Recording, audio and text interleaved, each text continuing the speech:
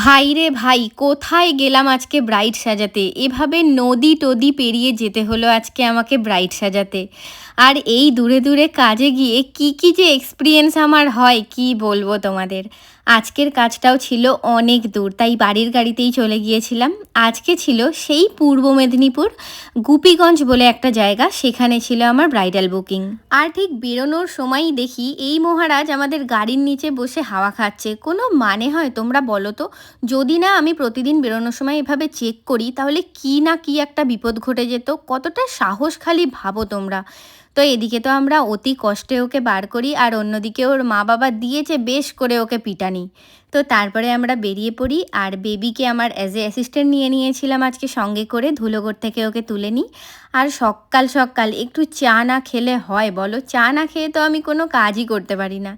আর ব্রাইডের বাড়ি যেতে যেতে আজকে যে কি এক্সপিরিয়েন্স হয়েছে সেটা তো তোমরা দেখতেই পাচ্ছ। এভাবে নদী টদি পেরিয়ে আজকে যেতে হয়েছিল।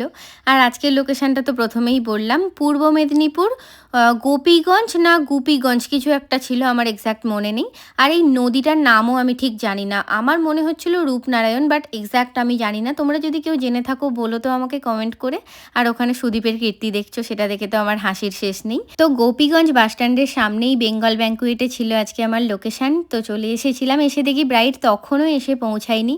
তাই আমরা আমাদের সমস্ত জিনিস রেডি করছিলাম। আর এসেই যেটা দেখে মাথা ঘুরে গিয়েছিল, দেখছি তখনও কারেন্ট আসেনি ওই রুমের মধ্যে। ভাবছিলাম টাইম মতো আসবে তো, নাহলে ব্রাইডকে রেডি করব কিভাবে, সেটা ভেবেই আমি এখানে টেনশানে পড়ে গিয়েছিলাম। তারপরে জোর খিদে পেয়েছিল, তাই রোহিতকে একটু টিফিন এনে দিতে বলেছিলাম। টিফিন খাওয়া দাওয়ার পরেই চলে আসে ব্রাইড, আর ওকে রেডি করতে বসিয়ে দিই। তো রুমানা, আজকে তো বিয়ে, বলো কেমন কি চাইছো? তুমি তোমার মতো করে আমায় পুরো সাজিয়ে দেবে। আমি একদমই নো মেকআপ পারসন, ঠিক আছে? আমি তোমার হাতে ছেড়ে দিলাম সব। তুমি একটু বাঙালি ব্রাইড টাইপ সাজতে চাইছো তো? একদম একদম। ঠিক আছে, চলো শুরু করছি তাহলে। একদম। যখন কোনো মুসলিম ব্রাইড বলে একদম হিন্দু বাঙালি ব্রাইডদের মতো লাল টুকটুকে বউ সাজবে, তখন না একটু একটু টেনশান হয় আমার, জানো তো। কারণ এটাই ভাবি যে ঠিকঠাক ওর পছন্দ হবে তো, ঠিকঠাক সাজাতে পারবো তো। এই টেনশানটা কিন্তু আজকেও হচ্ছিল। তার ওপর ও আবার কোনো দিন মেকআপ করেনি কোনো মেকআপ আর্টিস্টের কাছে, যেটা প্রথমেই ও বললো ও নাকি নো মেকআপ পারসন। তো এটা নিয়ে ভাবছিলাম যে ঠিকঠাক পছন্দ হবে তো। এইসব ভাবনা চিন্তা করতে করতেই শুরু করে দিয়েছিলাম কাজ। আর ও একদম শাটেল একটা মেকআপ চেয়েছিল, পুরোটাই ও আমার ওপরেই ছেড়েছিল, কিন্তু মেকআপটা যেন শাটেল হয়, যেটা ও আমাকে বলেছিল তেমনই করে দেওয়ার চেষ্টা করেছি। লাল টুকটুকে একটা ওকে বউ সাজাতে হবে, এমনই রিকোয়ারমেন্ট ছিল আজকের ব্রাইডের। আর তার সাথে কলকা বলেছিল এরকম 3 ডট কলকা পরিয়ে দিতে, তেমন করে দিয়েছি। তো মোটামুটি makeover complete, hair style complete করি আজকের লুকটা। তো চলো এবারে ফুল লুকটা নিয়ে আসছি। এবার তোমরা দেখে বলো তো আজকের ব্রাইডের লুকটা তোমাদের কেমন লাগলো। দেখো, এই হলো আমার আজকের মিষ্টি ব্রাইডের ফাইনাল লুক। কেমন লাগছে ওকে বলো তোমরা অবশ্যই। কে বলবে ও মুসলিম ব্রাইড?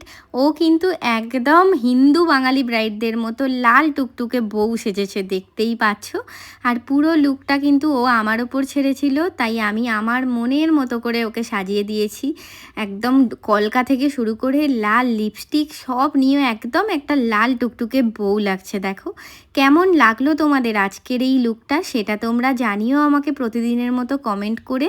আর ভালো লাগলে লাইক শেয়ার কমেন্ট করতে কিন্তু ভুলো না। আর তোমরা যারা যারা আমার কাছে ব্রাইডাল মেকআপের কোর্স করতে চাইছো, জুন মাসের 1 তারিখ থেকে শুরু হচ্ছে আমার পরবর্তী ব্রাইডাল মাস্টার্স ক্লাস। তাই তোমরা যারা যারা চাইছো আমার কাছে ভর্তি হবে, ঝটপট তোমরা অ্যাডমিশন করিয়ে নাও আমার পেজে দেওয়া নাম্বারে যোগাযোগ করে।